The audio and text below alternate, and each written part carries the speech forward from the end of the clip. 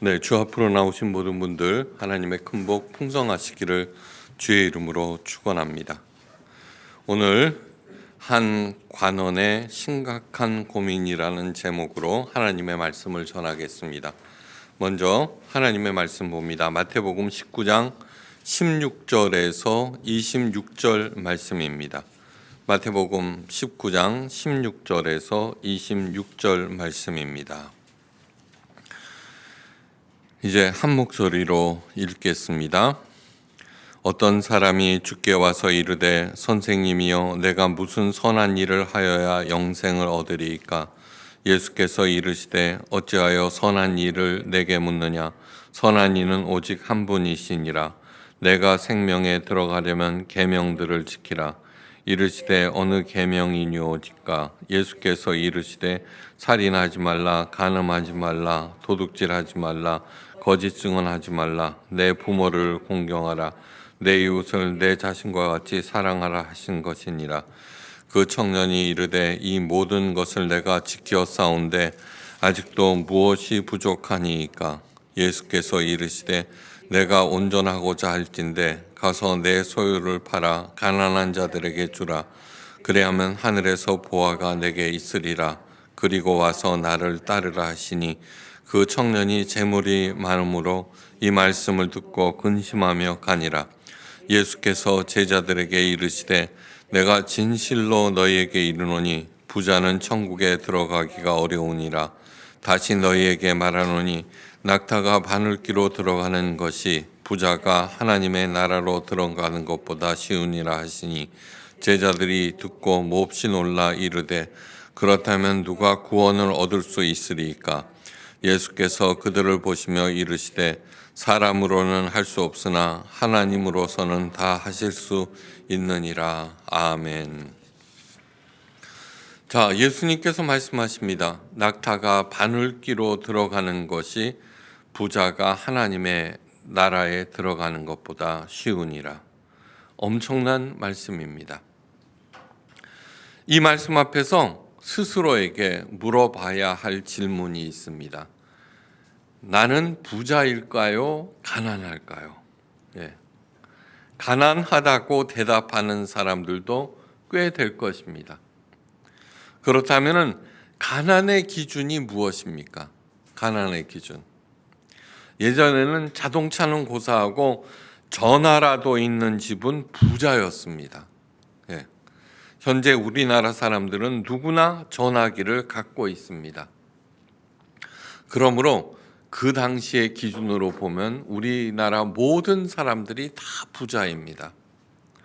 몇 년 전 선교여행을 갔던 우간다의 시골 사람들의 소원은 무엇이냐 하면은 자전거 한 대씩 갖는 것입니다. 새 자전거가 아닙니다. 중고라도. 예. 자전거가 있으면 사람들을 태워다 주고 돈을 벌 수 있기 때문입니다. 그런데 자전거 한 대 가격은 우리나라 돈으로 5만 원이었습니다. 그런데 이 돈조차 없는 사람들이 태반입니다. 거의 다 이 5만 원이 없습니다. 하루 일당이 얼마냐 그러면 1달러입니다. 1달러. 그러니까 엄마나 아빠가 가서 2달러 벌어오면 그 2달러로 온 가족이 밥을 먹습니다. 그렇다면 우리나라 사람들은 예수님의 이 말씀에 모두 걸려 넘어지고 누구 하나 천국에 들어가지 못할 것입니다. 정말 심각한 문제가 아닐 수 없습니다. 오늘 본문에서 어떤 사람이 주님을 찾아왔다고 하였는데 누가복음에는 이 사람이 정부 관리, 곧 관원이라고 밝히고 있습니다. 이 관원이 주님께 물었습니다. 선생님이여, 내가 무슨 선한 일을 하여야 영생을 얻으리이까? 예수님은 그의 질문을 받고는 다소 의아스러워했을 것입니다. 당시 관원들은 모두가 예수님을 배척하고 반대하였기 때문입니다. 더군다나 누가복음에서는 이 관원이 예수님을 선한 선생님이여라고 불렀습니다. 선한 선생님이여. 예수님께서 이에 대답하십니다. 어찌 선한 일을 내게 묻느냐 하셨는데 누가복음에서는 어찌하여 나를 선하다 하느냐. 왜 이렇게 대답했느냐 그러면은 선한 이는 오직 한 분이시니라는 말씀에서 알 수 있습니다. 예. 당시 선하다는 형용사는 사람한테 절대 쓰지 않습니다. 오직 한 분 하나님께만 붙여서 썼습니다. 네. 즉, 이 관원은 예수님을 하나님께서 보내신 구원자로 인정하셨다는 그런 뜻입니다. 네. 단순한 얘기가 아닙니다. 그래서 예수님께서 그 관원에게 말씀하십니다. 내가 생명에 들어가려면 계명들을 지키라. 그러시면서 관원에게 물었습니다. 내가 계명을 안 하니 간음하지 말라, 살인하지 말라, 도적질하지 말라, 거짓 증거하지 말라, 내 부모를 공경하라, 내 이웃을 사랑하라. 이것을 지켰느냐? 그러자 그 관원은 자신 있게 대답합니다. 그럼요. 저는 어렸을 때부터 그 계명들을 잘 지켰습니다. 예. 계명 준수에는 자신이 있던 그 관원은 자신은 분명 구원을 받고 영생을 얻을 것이라 확신하였을 것입니다. 그런데 예수님께서 의외의 말씀을 하십니다. 내가 오히려 한 가지 부족한 것이 있으니 내게 있는 것을 팔아 가난한 사람들에게 주라. 그러면 하늘에서 보화가 내게 있으리라. 그리고 와서 나를 따르라. 그 말에 관원은 풀이 팍 죽어버렸습니다. 그 사람은 부자였고 그 재산을 팔아서 가난한 사람들에게 나눠줄 수가 없었기 때문입니다. 그래서 그 관원은 근심에 가득하여서 예수님을 떠났습니다. 그런데 예수님께서는 더 기가 막힌 말씀을 하나 덧붙이셨습니다. 약대가 바늘기로 들어가는 것이 부자가 하나님의 나라로 들어가는 것보다 쉬우니라. 네. 바늘기 아시죠? 그죠? 실 하나 넣기도 까물까물하죠. 그런데 그 큰 낙대가 들어가는 것은 그 낙타가 들어가는 것은 불가능합니다. 불가능한 거. 그런데 이 말씀에는 그 해석이 필요합니다. 예루살렘 성문 곁에는 자그마한 문이 하나 있었습니다. 성문이 굳게 닫히면은 사람들이 드나드는 그런 문인데 그 문을 바늘문이라고 하였습니다. 예, 물론 낙타가 들어가기는 굉장히 좁은 문입니다. 오늘 본문 말씀에서 원래대로 문안대로 하면은 약대가 바늘기로 들어가는 것이 부자가 하나님의 나라에 들어가는 것보다 불가능하니라 이렇게 해야 되는데 쉬우니라 그랬거든요. 그러니까 들어갈 수는 있다는 가능성을 요만큼 열어놓은 것입니다. 그 이유는 무엇이냐 그러면 아까 바늘문이라는 데 힌트가 있습니다. 그런데 이 말씀을 들은 제자들은 깜짝 놀라서 예수님께 여쭙습니다.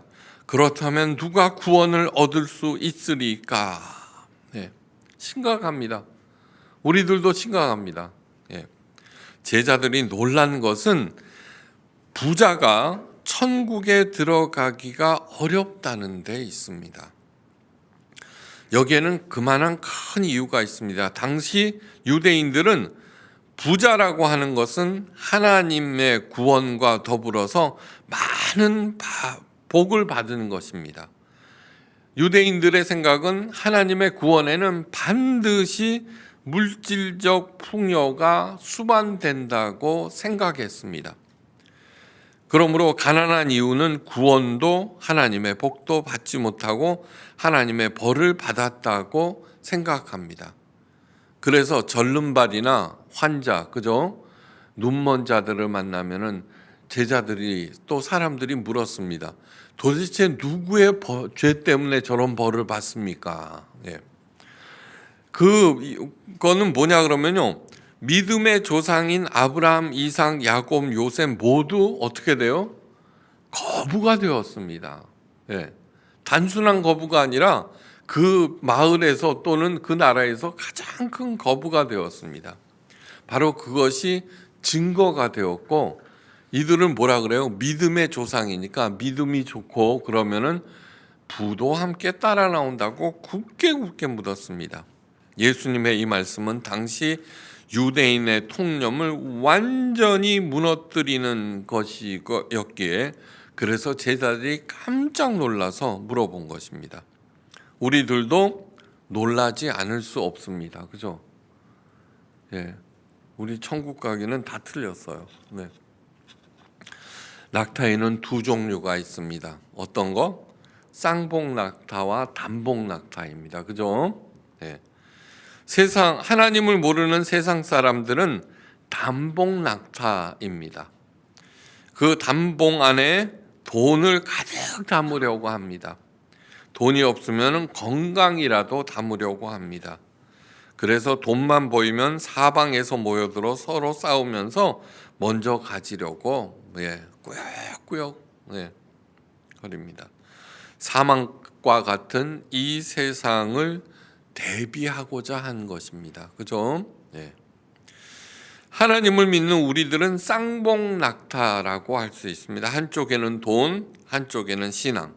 그래서 이 사막과 같은 세상을 잘 건너갈 뿐만 아니라 죽어서는 하나님 나라에도 가려고 합니다. 근데 현실에는 돈이든 신앙이든 모으기가 만만치가 않습니다. 대부분의 사람들은 별로 담아놓은 것이 없어서 봉우리가 홀쭉하여 찌그러져 있습니다. 사막과 같은 이 세상을 간신히 살면서도 한편으로는 과연 내가 천국에 들어갈 수 있을까 미심쩍어합니다.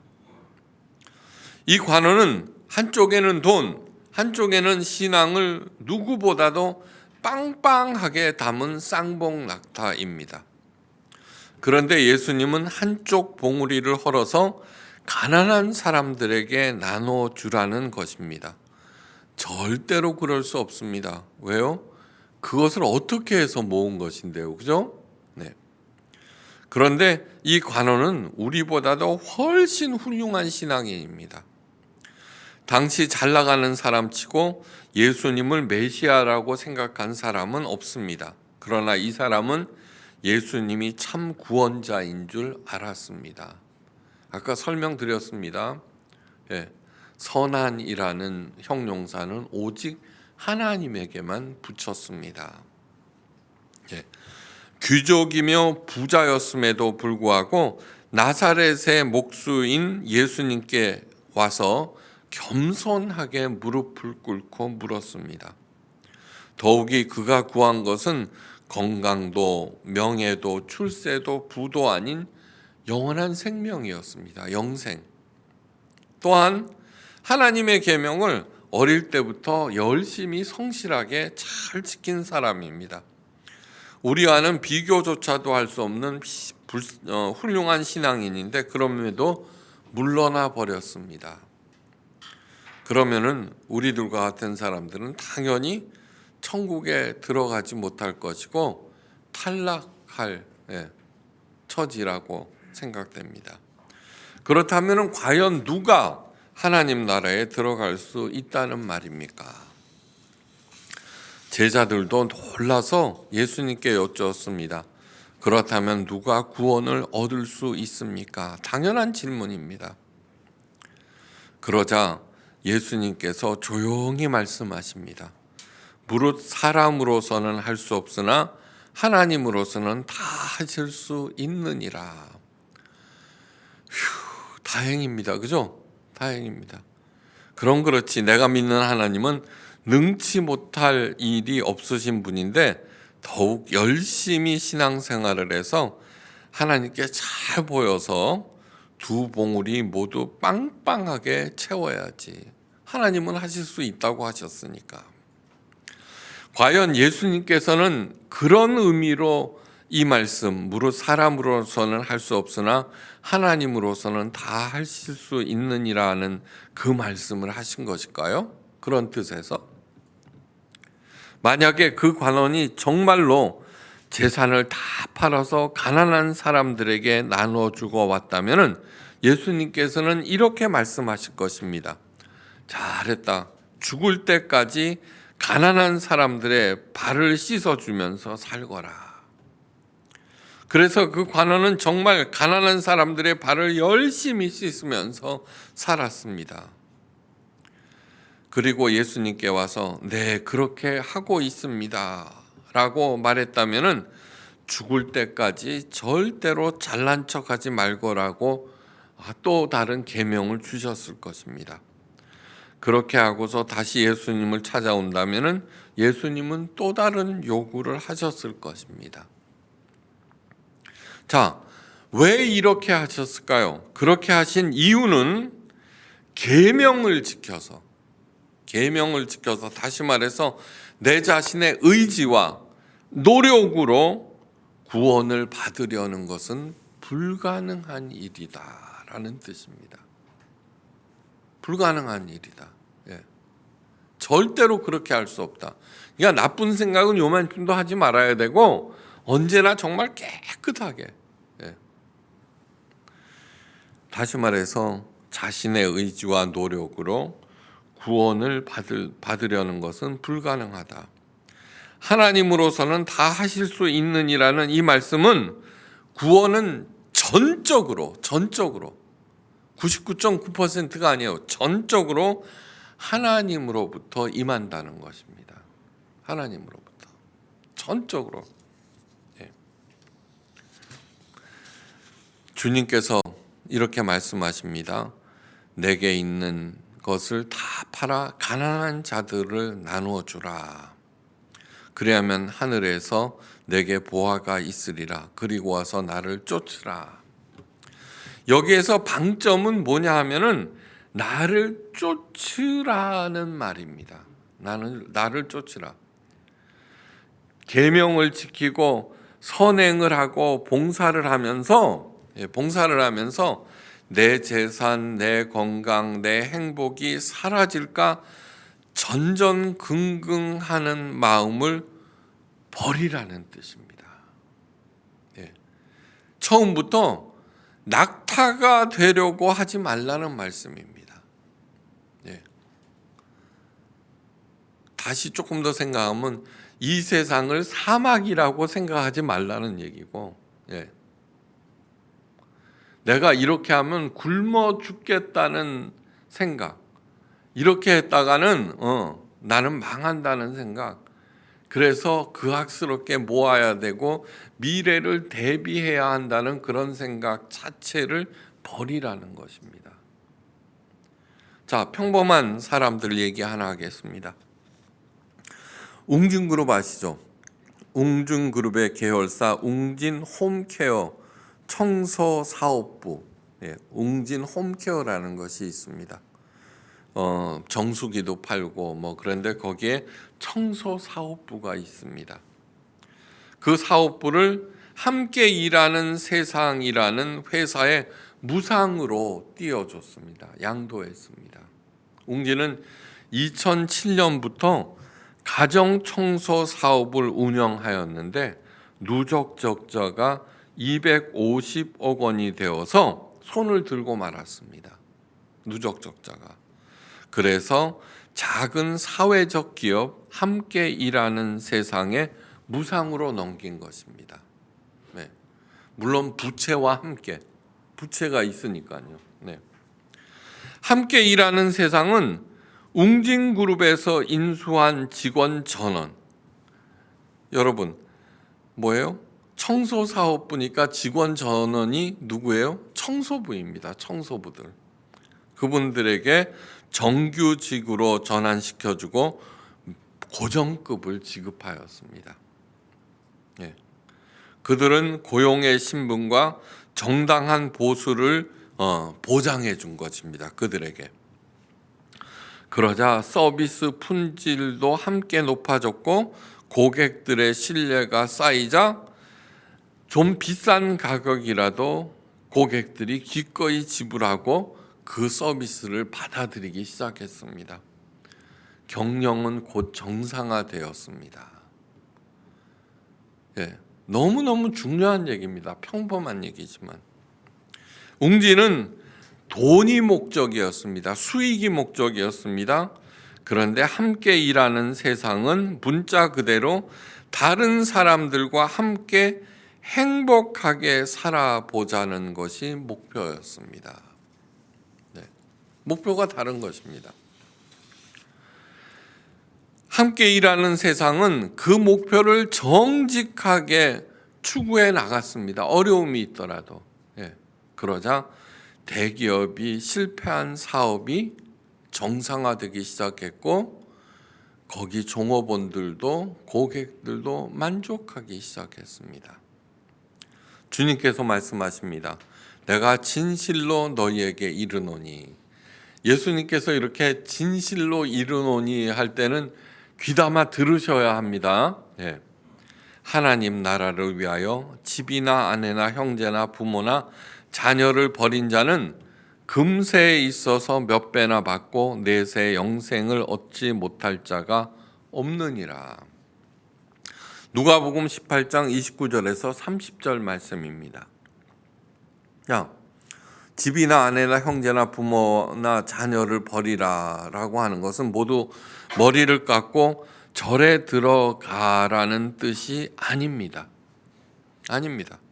전도봉사 헌금을 가장 열심히 하면 복도 듬뿍 받아서 남들보다 몸집이 두세 배 큰 낙타가 되어서 잘 먹고 잘 산다는 뜻도 물론 절대로 아닙니다.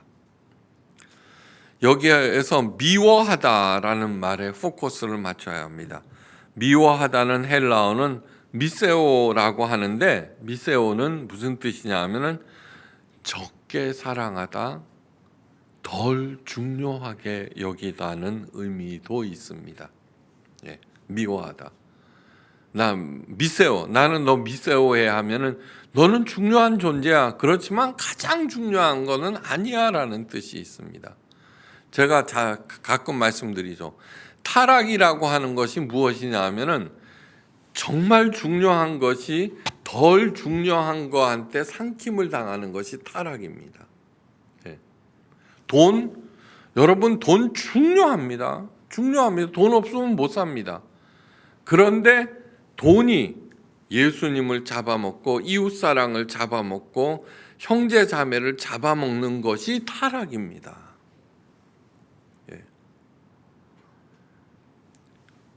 혼돈과 공허와 흑암에 쌓여 있죠. 그건 뭐냐 그러면 하나님이 없는 세상. 창세기 1장에 나와 있습니다. 혼돈과 공허와 흑암. 근데 성령께서 개입하십니다. 그러면 혼돈이 뭐예요? 질서가 되고 공허가 충만이 되고 어둠이 뭐야? 광명이 되는 거예요.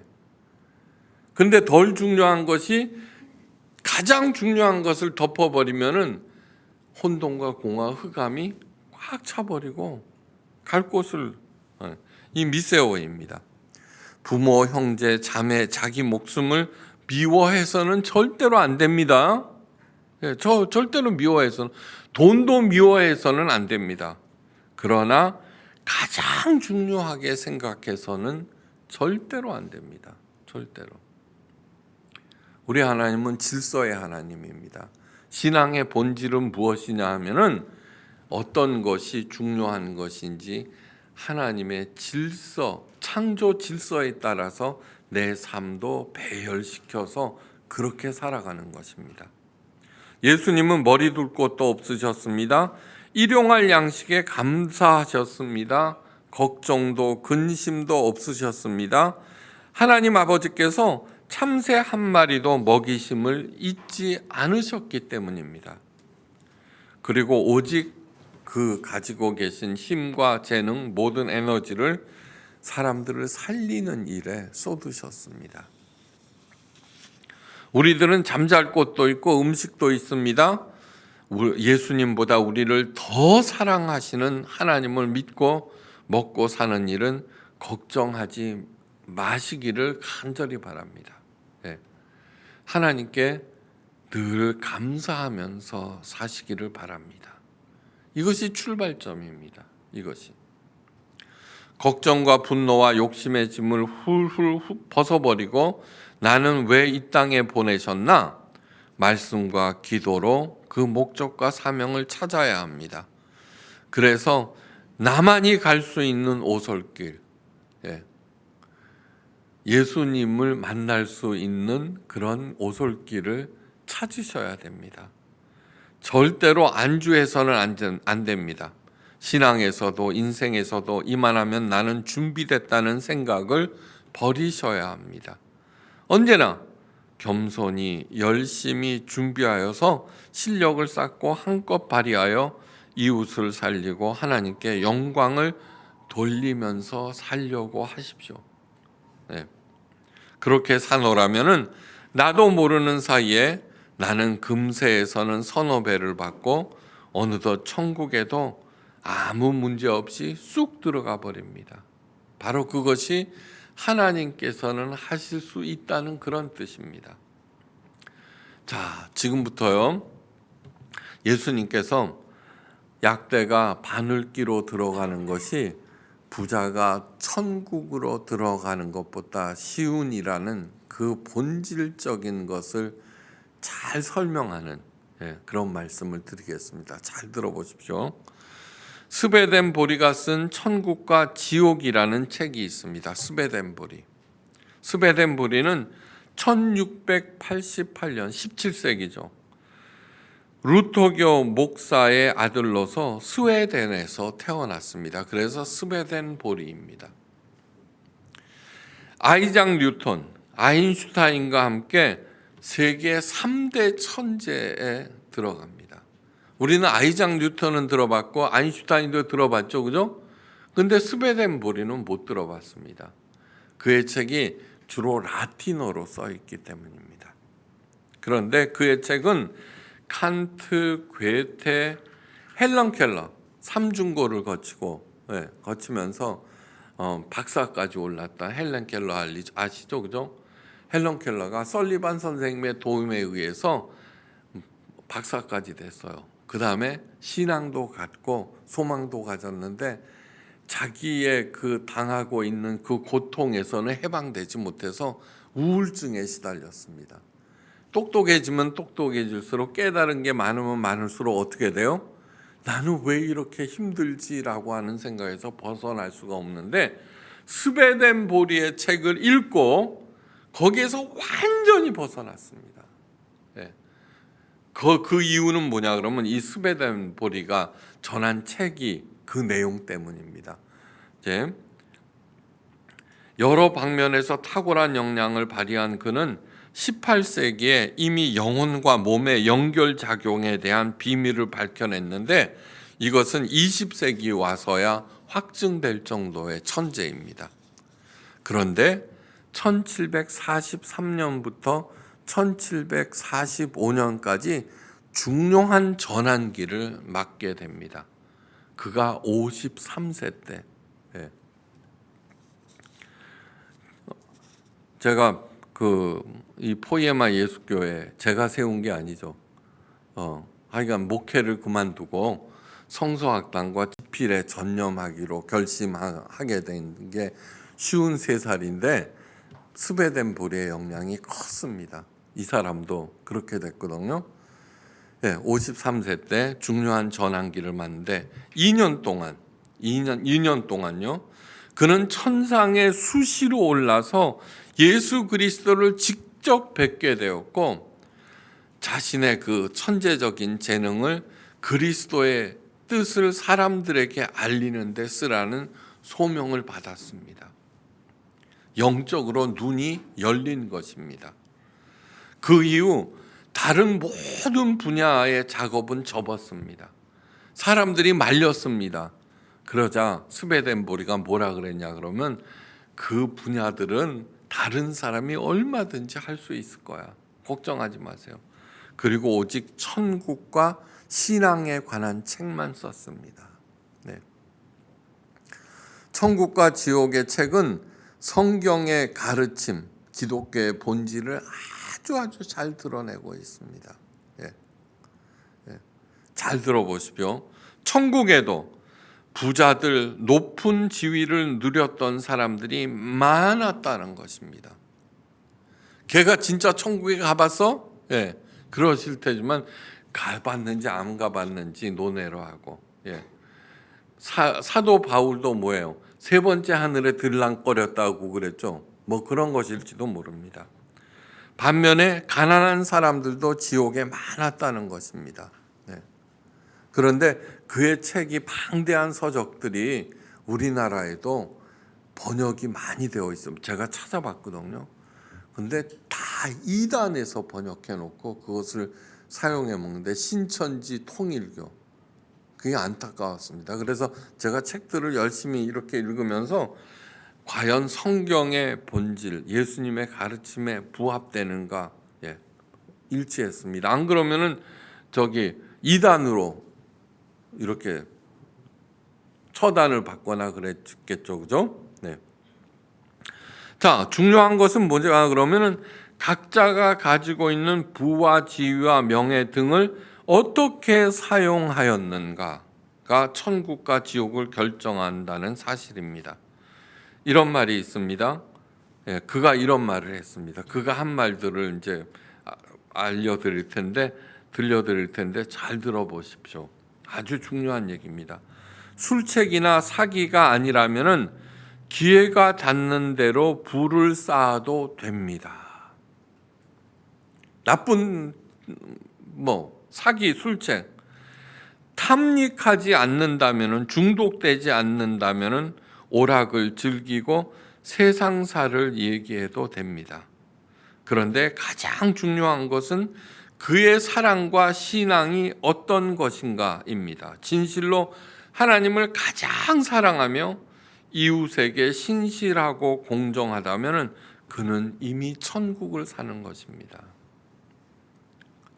내가 낙타가 되어서 어떻게 해서든지 잘 준비해서 이 사막을 건널 거야 라는 생각 자체를 하지 않는 것입니다.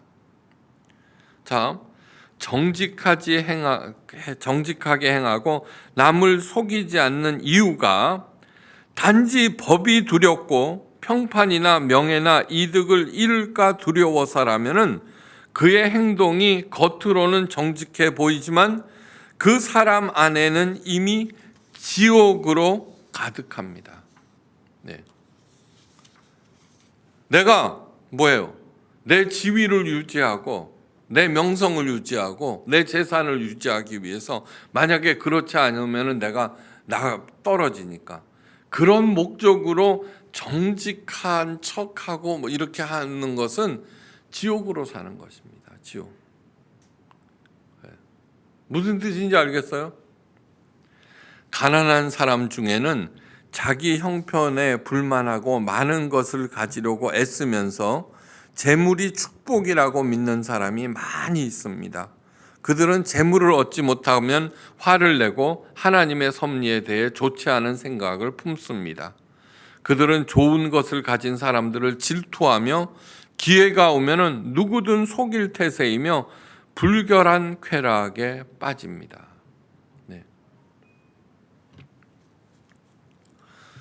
천국에서는 가장 낮은 사람이 가장 위대합니다. 스스로가 아니라 스스로의 능력 이런 것이 아니라 오직 주님으로부터만 능력과 지혜를 받고 또 받기 원하는 사람을 가장 낮은 사람이라고 하기 때문에 가장 낮은 사람이 가장 행복한 사람입니다. 그리고 이 가장 행복한 사람이 가장 위대한 사람입니다. 천국은 위대해지려는 목적으로 자신을 낮추는 데 있지 않습니다. 않습니다. 어떻게 해서든지 자신의 힘을 극대화해서 그 힘으로 교인들을 잘 돌보겠다는 생각. 저는 높아지고 명성을 얻고 그런데 전혀 관심이 없습니다. 오직 내 힘을 극대화해서 제가 해야 할 일들에 총력을 기울이기 위해서 하는 것이지, 그것은 결국 위대해지려는 의도와 욕심 때문입니다. 천국은 진심으로 이웃을 위하여 자신이 가진 것을 사용하는 사람들이 가는 곳입니다. 또 보상을 목적으로 하지 않고 오직 사랑으로 다른 사람들의 행복을 위해서 그들을 섬기는 데 있습니다.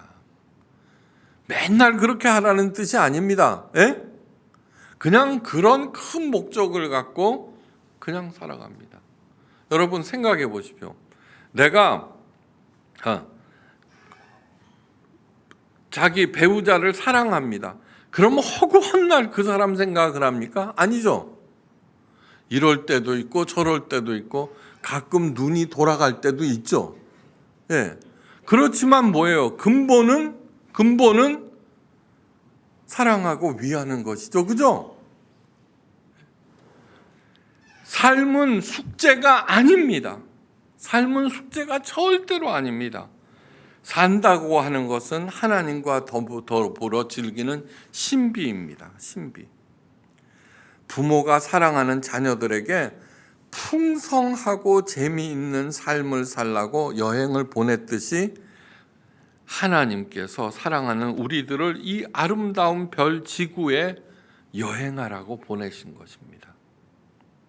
성경에는 우리를 순례자라고 부릅니다. 순례자. 순례자와 방랑자가 다른 것이 딱 하나 있습니다. 순례자도 떠돌러 다니지만 순례자는 가야 할 목적지를 분명히 알고 있습니다. 그죠? 방랑자는 뭐예요? 목적지를 모른다는 데 있습니다. 목적지를 모른다는 데. 그래서 우리들은 순례자입니다. 제가 늘 말씀드리죠. 나는 바늘 하나 꼽을 땅이 없다. 아니요. 땅은 밟는 사람 임자입니다. 밟는 사람. 네. 아무리 돈이 많아도 골골 하면서 산에 못 오르는 사람보다도 북한산, 설악산을 네 발로 딛고 서 있는 그 사람이 그 사람보다 훨씬 더 부자입니다. 그러니까 늘 감사하십시오. 늘 감사하십시오. 감사하는 마음에 영감이 떨어집니다. 영감이 뭔지 아십니까? 에디슨이 얘기했죠. 천재는 1%의 영감과 99%의 노력으로 이루어진다라고 하는데 사람들은 영감 별로 중요하지 않구나 이렇게 생각하는데 천만의 말씀요. 1%의 영감이 없으면은 아무리 열심히 노력해도 절대로 천재가 될 수 없고 오히려 어떻게 돼요?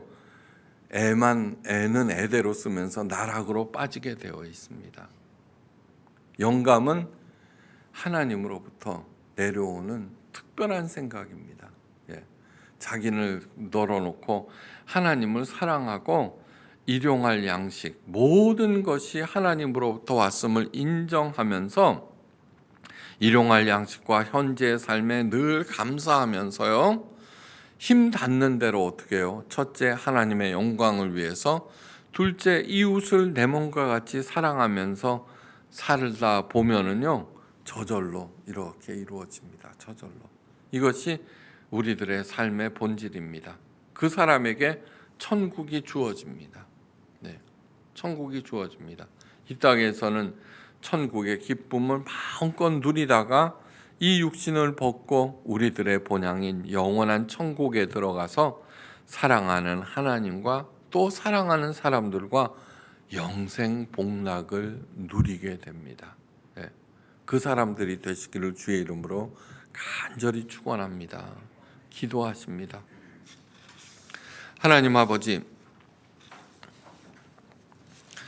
예수님께서 가르쳐 주신 어떻게 살아야 하는지 그 깊은 뜻을 깨달아 알아서 이 아름다운 지구에 여행을 보내주신 하나님 아버지께 감사드리며 하나님과 더불어 어떤 고난과 역경이라도 손 꼭 붙잡고 즐겨 나갈 때 30배, 60배, 100배의 결실을 맺게 하시며 베풀고도 남음이 있는 어디서나 사랑받고 존경받는 우리 모두가 되게 하옵소서. 머리 숙여 감사드리며 모든 말씀 우리 주 예수 그리스도의 크신 이름으로 간절히 기도하옵나이다. 아멘.